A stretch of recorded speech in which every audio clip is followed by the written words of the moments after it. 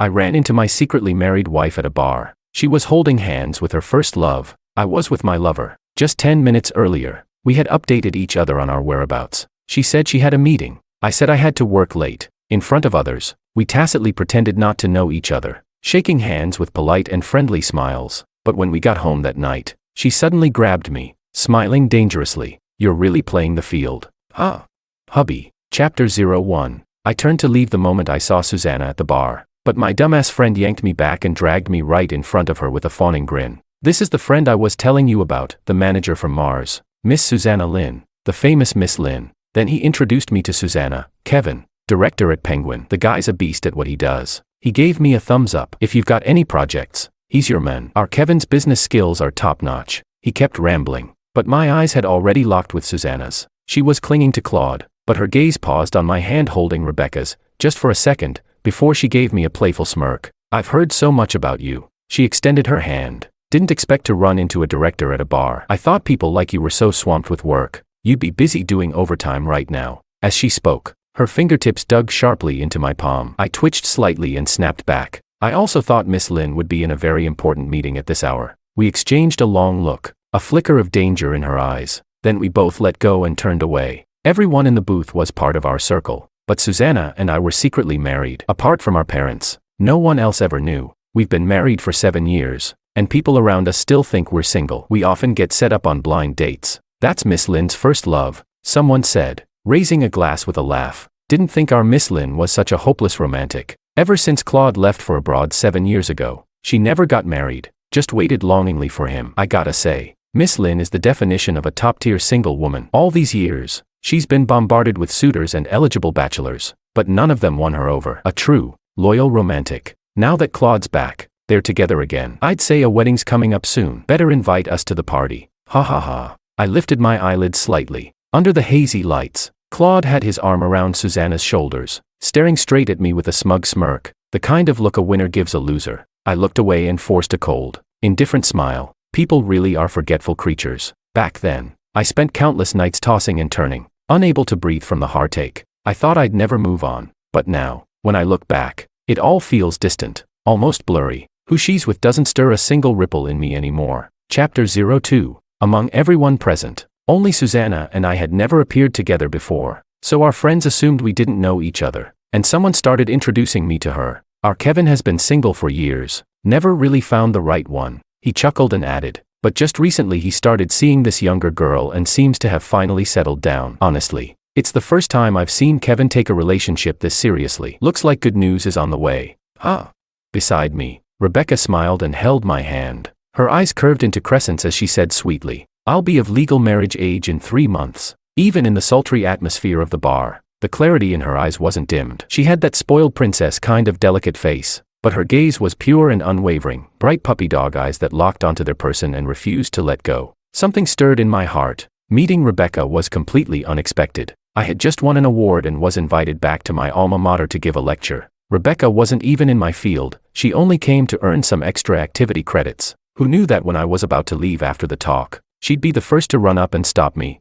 I thought she was just a freshman wanting to ask academic questions, so I paused and looked at her patiently. Instead, her eyes were glued to me like a puppy spotting a bone, and she blurted out, Senior, can I get your WeChat?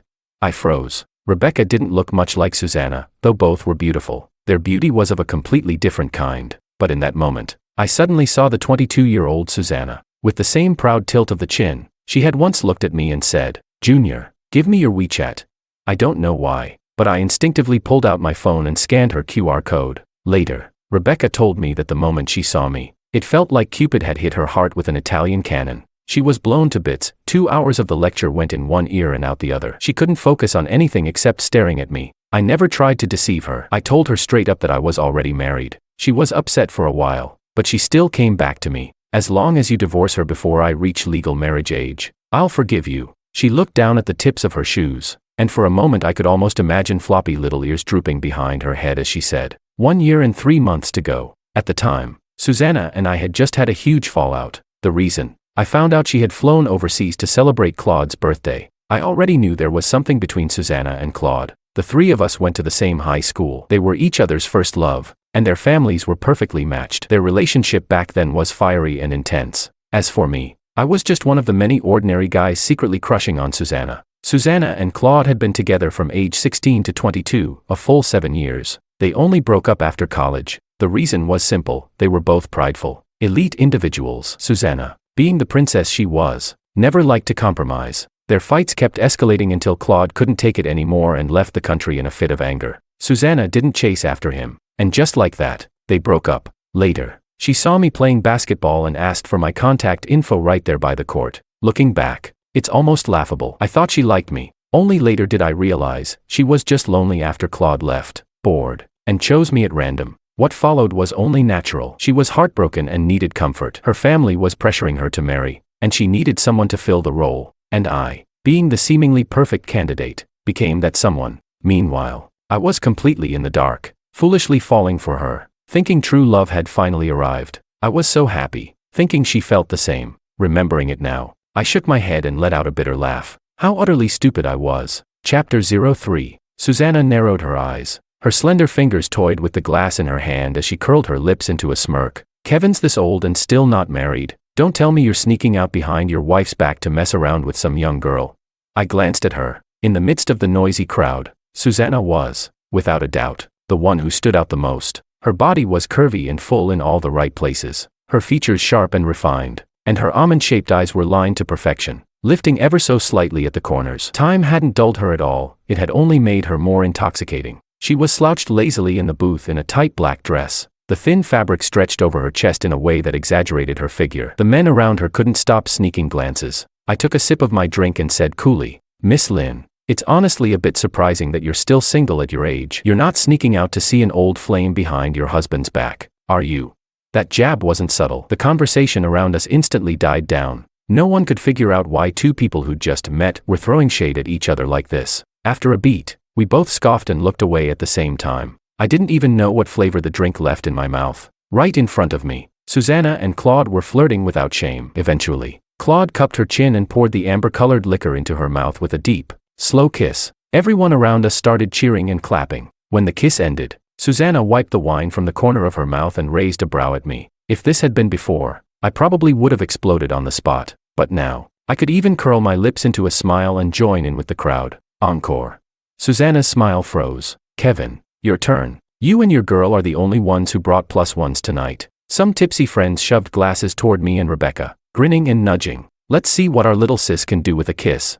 Rebecca came from a wealthy family too. She was on par with Susanna in every way, but she'd been raised under strict discipline and never really partied in our circle. According to her, I was her first love. Her ears turned red slowly. Beside her, Susanna's smile completely fell apart. Her hand clenched tightly around her glass. Unlike Susanna, I wasn't into public displays of affection. I raised a hand, ready to politely decline, but Rebecca leaned in. Her eyes were misty, and she looked up at me. Only then did I realize the girl I'd always thought was still too young had, somehow, already grown up. Her gaze dropped to my lips, and her own were dewy and softly tinted as she whispered, "Baby, temptress." In that moment, I finally understood what it meant to be both innocent and seductive. Rebecca's face was young, always carrying that unmistakable girlish charm. Even though she stood 168 centimeters tall with curves that turned heads, calling me baby still made her seem like a child. But now, with the flush of alcohol in her cheeks and that subtle pull of her eyes, there was an unintentional allure in her expression.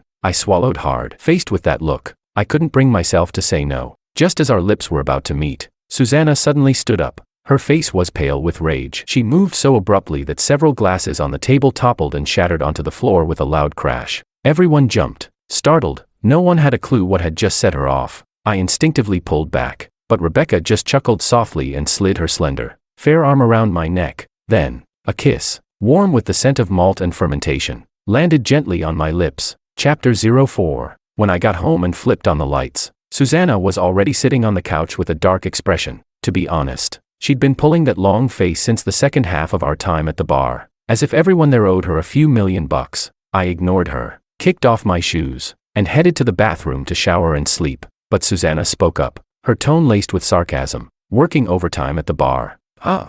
I shrugged. "Weren't you having a business meeting there too?"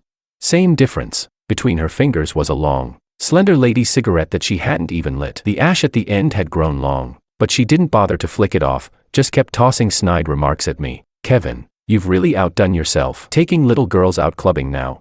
I turned to her, frowning. Susanna, you're the one who said we should stay out of each other's business and live our own lives. So what's this now? Don't tell me you're jealous. Jealous?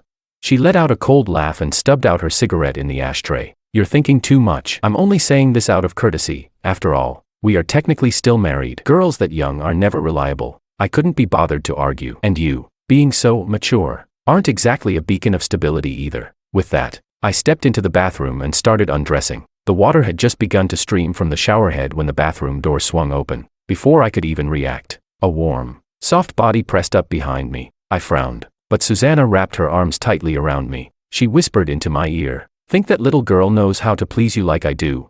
Her voice was low and raspy, echoing in the confined space. "Kevin," I sneered, turned around, and grabbed her waist, flipping the dynamic in an instant. Susanna's eyes glazed over with desire, a smug smile tugging at her lips as she slowly rose on her toes. But just before her lips could touch mine, I let out a cold laugh and shoved her away. She stumbled back, eyes wide. "Kevin, are you fucking insane?" I grabbed a towel and wrapped it around my waist, my voice like ice. "Get out." Susanna's face darkened, anger building behind her eyes. "You're really that disgusted by me?" She stood there in lace lingerie, my whole body tensed, frozen in place as another image suddenly overlapped with the one in front of me, the photo Claude had sent me. It was on Claude's birthday. I had gotten into a car accident while heading to a client meeting and ended up in the hospital. Meanwhile, Susanna had been in Claude's bed, naked, marked, wrapped in his sheets. Claude sent me a photo. He didn't say a word, but I felt it like a thunderclap, like a slap across the face. My ears rang until all I could hear was a dull roar. I clenched my jaw so tightly it hurt, forcing back the rising nausea as I pointed to the door. "I'll say this one last time. Get out." Susanna stared at me for a long moment, her fists clenched, her eyes swimming with emotions I couldn't read. Then, without a word, she turned and slammed the door behind her. I closed my eyes. Warm water poured over me, but it couldn't wash away the cold that had seeped into my bones. Her touch made me feel sick, utterly sick. I found out Susanna had never let go of Claude 3 years into our marriage. Back then, things between us weren't bad. She was a decent wife, beautiful, pleasant, and definitely not boring in bed. She didn't act like a spoiled rich girl. She'd come home after work, and she never missed an anniversary. She'd cook for me, prop her chin in her palm with a smile, and ask, "Does it taste good?" Sometimes, we'd fall asleep in each other's arms, like a real couple in love, until one day, during sex, a drop of sweat from my forehead landed on her collarbone, and she moaned the name, Claude. It hit me like a sledgehammer. My mind went blank. It was like finding one cockroach and suddenly realizing your whole house was infested. I started noticing more things. WeChat messages she wouldn't delete, photos she kept that were worn from being handled too much, a secret account she used to snoop.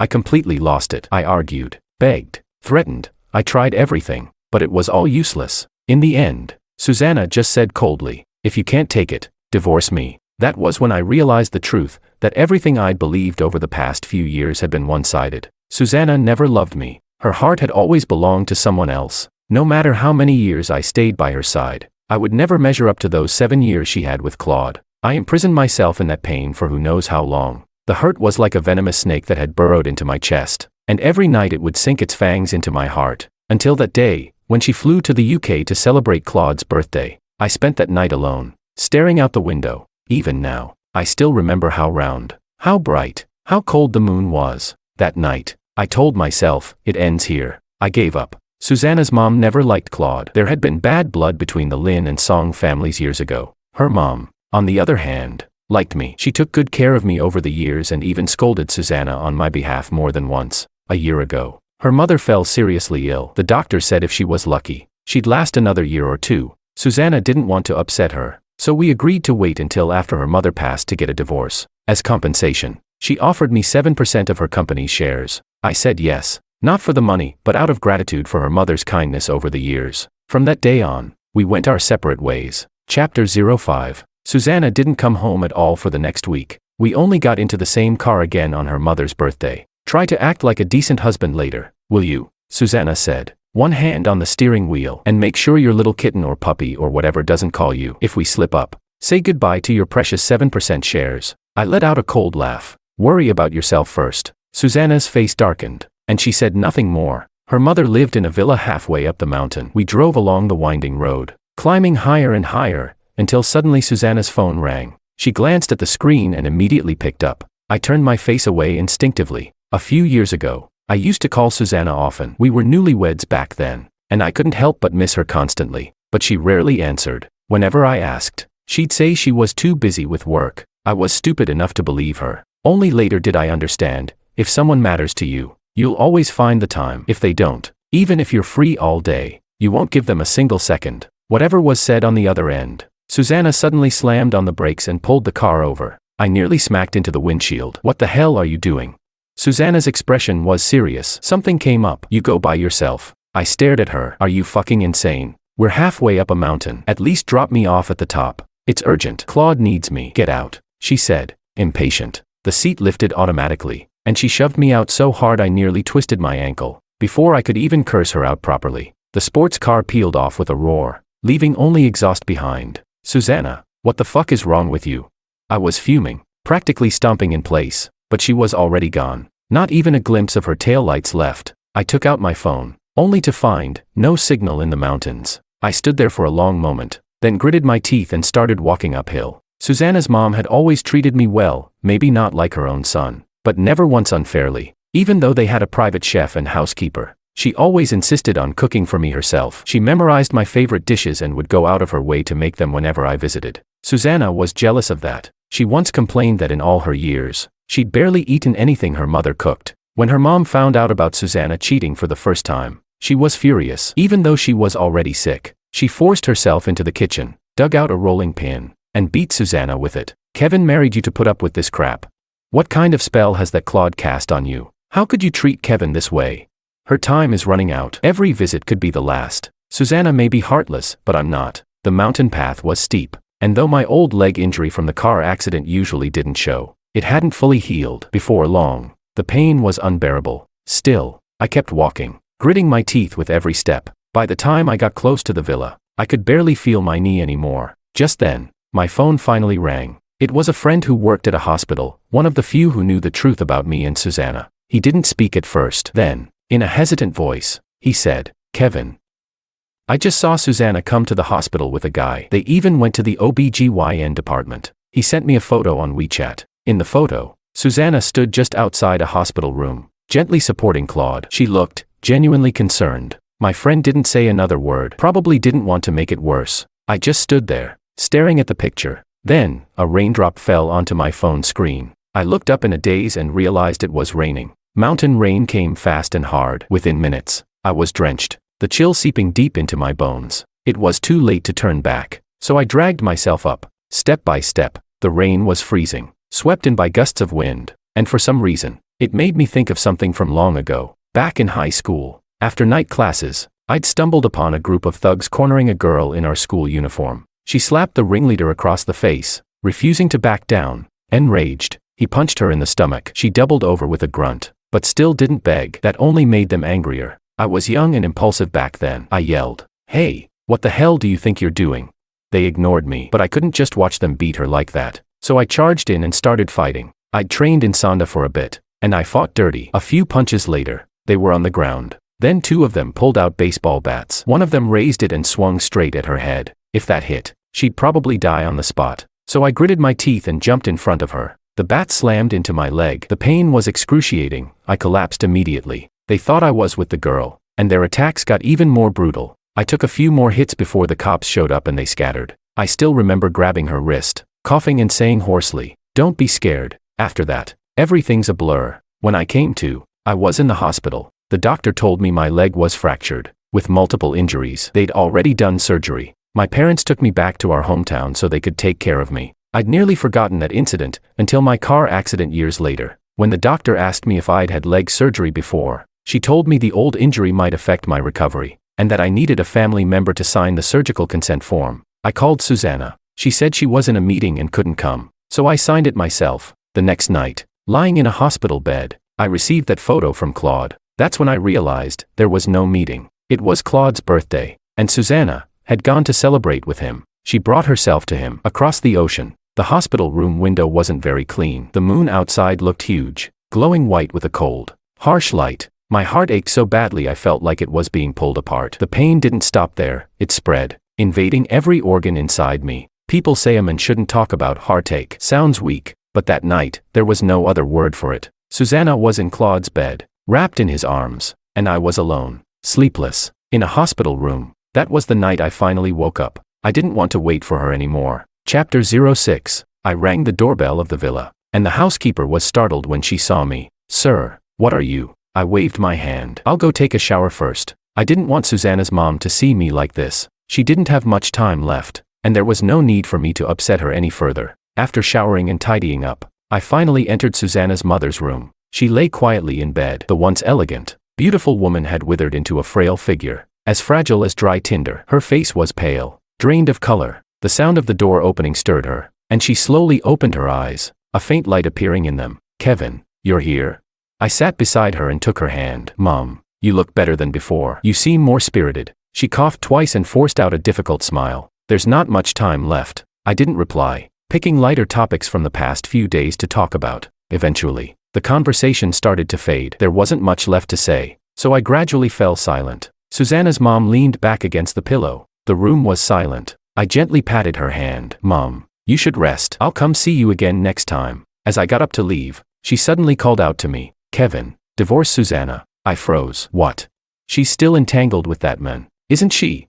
No. I forced a smile. Mom, don't think too much. Kevin, your eyes don't smile anymore. Susanna's mom looked at me seriously. She pointed to her mouth. Your mouth is smiling. Then she pointed to her heart. But here, it's not smiling. You're not happy. She had to pause for breath after every few words, yet she insisted on finishing what she was saying. I was speechless. Don't force yourself for my sake. You're still young. She managed a weak smile. Divorce her. Live your own life. I don't know why, but the eyes of a 30-year-old man suddenly stung with tears. Susanna's mom patted my hand. You're a good kid. Don't let me, this old woman, hold you back anymore. Mom, my throat tightened, and I couldn't say anything. She just smiled gently at me. Just knowing that you came to see me makes me very happy. With that, she struggled to open a drawer and handed me a folder. Inside is my company shares, 13%. Over the years, Susanna's treated you badly. Let this be my compensation for her. She pressed the folder into my hand. You have to accept it. Take care of yourself from now on. I was stunned, immediately trying to refuse. Mom, I can't accept this. She just smiled and patted my hair. Don't sacrifice yourself anymore. Chapter 07. That night, I didn't go home. I went straight to Rebecca's place. She lit up when she saw me, but the moment she grabbed my hand, her expression changed. Why are you so hot? I touched my forehead and only then realized I had a fever. Rebecca helped me onto the bed and tucked me in, then left the room for a moment. When she returned, she was holding a steaming cup of ginger tea. She gently helped me sit up. Drink something warm. You need to sweat it out. Then she crawled into bed and wrapped her arms around me. I frowned. You'll catch it too. She kissed my cheek affectionately. I'm not afraid. Then she opened her phone. Feeling bored? Want me to tell you a story? I chuckled. A grown man listening to bedtime stories? Seriously? Rebecca ignored me. She cleared her throat, arms still looped around my neck. Once upon a time, there was a princess. Her skin was white as snow, her hair black as ebony, her lips red as blood, but her heart was black. So, she was called the black-hearted princess. The prince kissed the princess, and she coughed up the poisoned apple and came back to life. Then they got married. I thought the story was over and started to close my eyes, but Rebecca kept going. But after the wedding, the prince found out that the black-hearted princess was a serial cheater and treated him horribly. So he stuffed the poisoned apple back into her mouth and let her die for real. Then he married a new princess, young, beautiful, and kind, and they lived happily ever after. I let out a helpless laugh. What kind of messed up fairy tale is that? Rebecca gave me a quick glance, a mischievous smirk tugging at her lips, her small hand gently patting my chest. The night breeze stirred the pale curtains, and the faint scent of gardenias drifted in from the roadside. Occasionally, a car passed by with a soft hum, and the outside lights filtered through the fabric, casting a warm, gentle glow. Rebecca's body was warm. Her arms stayed wrapped around my neck, refusing to let go, like a little girl clinging to her most precious treasure. The feeling was strange, foreign, but comforting, even though she was so much younger than me. I felt safe. Right before I drifted off, I heard a soft sigh by my ear. Hurry up and get divorced. Your princess is getting impatient. Chapter 08. Early the next morning, I went back home. Susanna was sitting on the couch. She frowned, out of habit, the moment she saw me. Where were you last night? I called and you didn't pick up. I'd fallen asleep at Rebecca's place, and my phone had been on silent. Sure enough, when I checked, I saw 3 missed calls from Susanna. I replied flatly.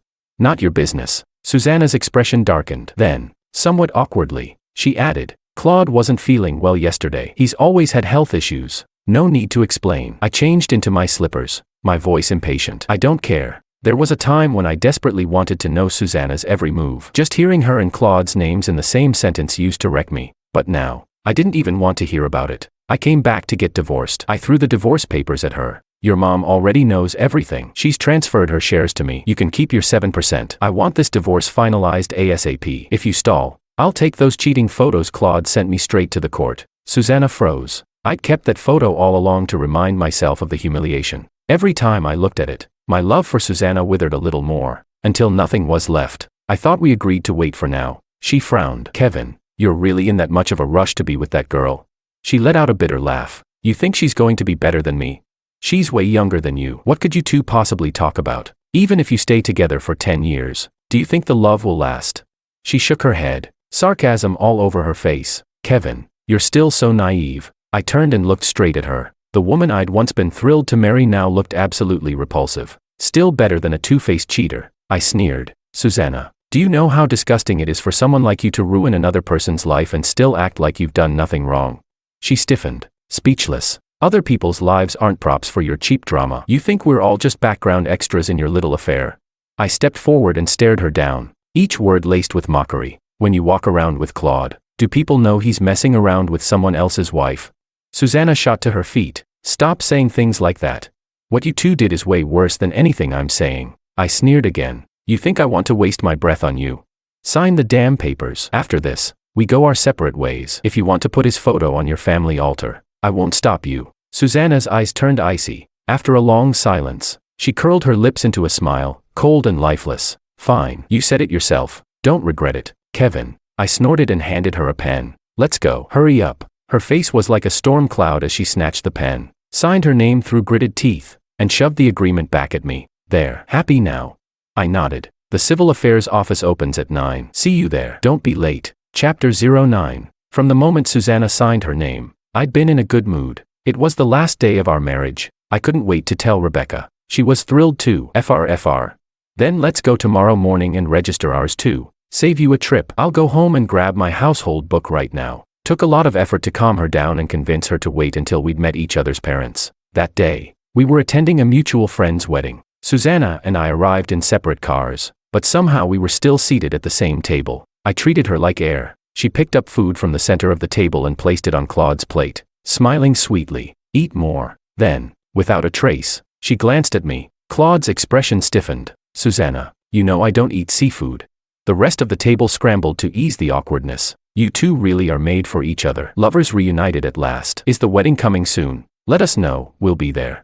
Susanna said nothing. Claude forced a smile and looked at me. Yeah, you all better come when it happens. Another friend laughed. You two go way back. From high school to now. I remember some thug had a crush on you and tried to block you after school. Right. Claude came to the rescue. You had to marry your savior after that. Claude's expression changed. He quickly tried to shift the topic. That's ancient history. It's not like that's why she chose to be with me. But Susanna interrupted him. It was. Claude looked visibly uncomfortable. I lifted my eyes. So there was that kind of history between them too. Didn't matter to me. I lowered my head again. Uninterested. What a coincidence. Another friend at the table suddenly said, Kevin once saved a girl too. 5 or 6 guys were harassing her after school, and when she tried to fight back, they started beating her with baseball bats. If Kevin hadn't jumped in, that girl might have died. He had to take a semester off and even transferred schools. That hit to his leg was brutal. To this day, he stopped mid-sentence. Noticing the look on my face, I didn't really mind. It was so long ago, and I didn't save her because I wanted some kind of thank you. But Susanna suddenly stood up, face pale. The cups and dishes clattered as she bumped the table. Wine spilled down her dress, but she didn't even notice. Her eyes were locked on me, trembling. What did you say? Claude's face twisted in panic. He stood up quickly, trying to pull her aside. Susanna, your dress, let's go change it. Come on. But she yanked her hand away, gritting her teeth. Kevin, when did you save that girl? I had no idea why she was so shaken. Everyone at the table was staring. I didn't want to ruin our friend's wedding, so I tried to recall. I don't remember the exact day. Summer of 2014, maybe August. Sit down. It's their wedding today. Susanna's expression turned strange, as if she couldn't believe it, as if she was scared. What did you say to her at the end? Even after all these years, The memory was still vivid, burned into me by pain. I said, "Don't be afraid." That's what I said, I think. Susanna collapsed into her seat, her expression blurred between tears and laughter, and in the end, she covered her face with both hands. Claude's face was pale as death. His entire body trembled. At this point, even an idiot could piece it together. I raised an eyebrow. "You're telling me the girl who got her ass beat that night was you?" "Well, damn." I gave her a smile, eyes crinkling. "If I'd known it was you, I would have let them finish the job." Chapter 10. I walked out right after those words. The rest of what happened, I only heard from a friend later that night. Turns out after you saved Susanna back then, she went looking everywhere for you. But Claude was there that night too. He saw everything. He liked Susanna, so he just took your place. You should have seen Susanna's face when she found out. Scared the hell out of everyone. Then she sent me a video. In it, Claude looked awful, his voice trembling under the strain. "Yes, I admit I lied to you back then. But what about all the years we spent together? Was none of that real? You said you only loved me. Kevin might have saved you, but you didn't love him. If you didn't love him then, what's changed now just because you found out he was the one?" Susanna's face was like ice. The way she looked at Claude now had none of the warmth she once had, only the cold fury of someone staring down a lifelong enemy. She shoved him away hard, her voice sharp and bitter. "Claude, this isn't over." My friend sounded way too gleeful. "Claude's screwed. I heard his dad has a secret son from an affair and plans to leave everything to that kid." Claude only came back to cling to Susanna for support, but Susanna cut off all his cards, took back the villa and the car. And from the way she sounded, it's just the beginning. I put down the phone, my heart heavy. I wasn't nearly as calm as I looked. What a fucking mess. Susanna only liked Claude because he stole the credit for something I did. Then she turned around and used that to ruin me. In this twisted triangle, I was the biggest loser. Did I hate her? I asked myself. I nearly lost my leg saving her. To this day, I haven't fully recovered. And what did she give me in return? She destroyed my marriage. How could I not hate her? If I could go back to that night 10 years ago, I swear, I wouldn't save Susanna again. Susanna came home late that night, reeking of alcohol, completely drunk. I reminded her, "We're getting divorced tomorrow, don't forget." But Susanna didn't even respond properly. She slurred as she dropped onto the couch. I cut Claude off. He lied to me. I pulled back all the investments from his family. They're going under soon. He's lost everything. Are you satisfied now? I couldn't help but laugh coldly. What about you? Aren't you even worse? Susanna froze. Then, out of nowhere, she collapsed to her knees in front of me. I jumped, instinctively backing away, only to see her raise her hand and slap herself across the face. Hard. The crack echoed in the room. Her lip split and blood trickled out. "What the hell are you doing?" I was stunned. Susanna looked up at me, her eyes full of desperation. "I know I was wrong. You can hit me, yell at me, whatever you want. I'll make it up to you, Kevin. I still hold 42% of the company shares. They're all yours. Okay. Just forgive me." She lowered her head, shoulders trembling. The room fell silent, filled only by the soft, pitiful sobbing of someone abandoned, a sound like a wounded animal. I said nothing. Back then, my parents had wanted to press charges over the alley incident. But then we heard those guys got jumped. 3 had their Achilles tendon slashed. Some were never quite sane again. My parents dropped it, not wanting me dragged through endless police statements and hearings. So I never saw Susanna again after that night. But Claude had a point. Even if she'd known I was the one who saved her, would she have loved me? Maybe she would have still chosen Claude. Maybe none of it would have changed. Now, it didn't matter anymore. You signing the divorce papers is all the thanks I need. My voice was flat. No. Susanna crawled over, clutching my leg in panic. "I won't divorce you. I know I was wrong. I'll make it right. I swear I'll never look at another man. Claude and we're over. Please, Kevin. I didn't expect this drama," I snapped. "You two went to the OBGYN together. He knocked you up, didn't he? You really think I'm going to raise his kid like some idiot?" Susanna sobbed uncontrollably. Her arrogance was gone. She looked completely broken. No, there's no baby. He was just feeling unwell and asked me to go with him. He said he had some lingering issues from back then. I felt like I owed him. I went to the OBGYN to pick up meds for a friend. That's all. Maybe the alcohol loosened her tongue, because Susanna was nothing like before. She opened her mouth, and after a pause, whispered hoarsely, "I actually did like you, but I always felt like I owed Claude. So I kept saying yes to whatever he wanted. When you said you wanted a divorce, my first reaction was no. Kevin, I couldn't take it anymore." I slapped her hard. She let out a small cry and turned her head away. "Susanna, don't insult the word love. You disgust me." I stared coldly at her. "If I'd known this day would come, I really wish you died in that alley." Susanna went pale, staring at me in disbelief. I grabbed the divorce papers and slammed the door behind me. Chapter 11. The next day, just as expected, Susanna ghosted me. She never showed up at the Civil Affairs Bureau. She called me countless times, but the message in all of them was the same. She'd compensate me, but divorce? No way. I was furious, grinding my teeth in frustration. That damned woman had already wasted so many years of my life. Now that I was finally about to move on, she still refused to let go. If she wanted to play dirty, then she couldn't blame me for doing the same. I turned around and sold the 13% of company shares her mother had given me to the second largest shareholder. She already owned 32%. So with the new shares, she now held 45%, more than Susanna. Just like that, Susanna was removed from her position as chairwoman. Years of her hard work, handed over to someone else. She called me the same day. Her voice sounded shaken. "Kevin, do you really hate me that much? I'm done being tangled up with you," I said coldly. There was a long silence on the other end. Then, she said, "Do whatever you want, as long as you're happy. I've already missed you once. I can't afford to miss you again." I wanted to slam my head into the wall. In the end, I went straight to the court and filed for divorce, submitting the evidence of her cheating with Claude. Just 2 court summons. If she didn't agree to the first, she'd have no choice but to accept after the second. The whole thing got ugly, because of the shares, the property, and all the noise. Everyone at the company found out we were fighting our way through a messy divorce. I was so swamped I barely had time to breathe, let alone see Rebecca. But as if all that weren't enough, just as I was working late into the night sorting out the divorce assets, Susanna called again. Her voice was trembling so badly she could barely speak. "Kevin, you need to come, right now. My mom's not going to make it." By the time I arrived, Susanna's mom had already regained consciousness. Her face was pale as ash. She looked terrible. I lowered my head, feeling a little ashamed. She had given me those shares, and I turned around and sold them to her daughter's enemy. That was crossing the line, but she didn't blame me. She only raised her hand, barely, and motioned for me to come over. I walked to her bedside, eyes brimming with tears. "Mom." Susanna had already broken down, sobbing uncontrollably, clutching her mother's hand as if trying to hold on to her life. "Everyone has to face this day," her mother said weakly, forcing a smile and patting Susanna's hand. "Don't cry." Her voice grew weaker and weaker, but she still pressed on. "Susanna, I heard you don't want a divorce." Susanna wiped her tears. "Mom, Claude lied to me. I didn't know Kevin was the one who saved me that night. I can't lose him again." Her mom sighed softly. "Kevin has always treated you well, from the day you got married. He stayed by your side every single day, even when you ran off to mess around. He waited for you to come back. And now," she paused for breath, then added, "now you know he's the one who saved you." She closed her eyes. Susanna panicked. Mom, don't scare me, please. Wake up."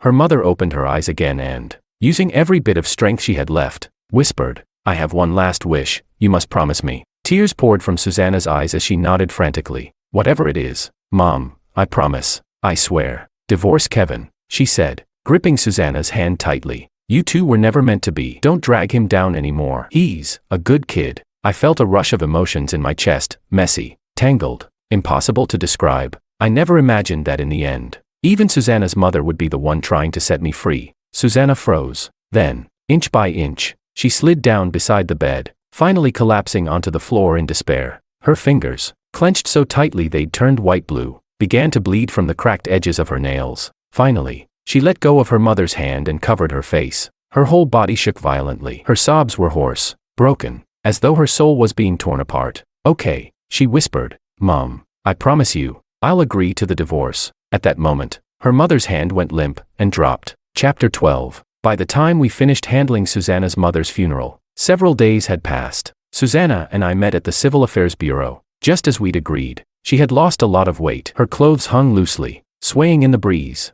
"Do we really have to divorce?" Just a second before stepping inside, she suddenly spoke, gripping the divorce papers tightly in both hands. "You used to love me so much. Now I know I was wrong. Can't we start over?" Her expression was almost humble. "You can punish me however you want. Treat me however you like. I'm just begging you not to leave me. Please, is that okay?" She covered her face and sobbed. "I won't care about that woman. I swear. You can do whatever you want out there. Just come home." I looked at the sky in the distance. After a pause, I asked, "Susanna, who do you really love? Is it me, Claude, or the memory of the person who saved you back then? If Claude hadn't lied to you back then, would you still have fallen for him?" She answered quickly, desperate, "Of course not." I smiled and shook my head. "It doesn't matter anymore. If you still have even a shred of gratitude for how I treated you, then let me go, Susanna.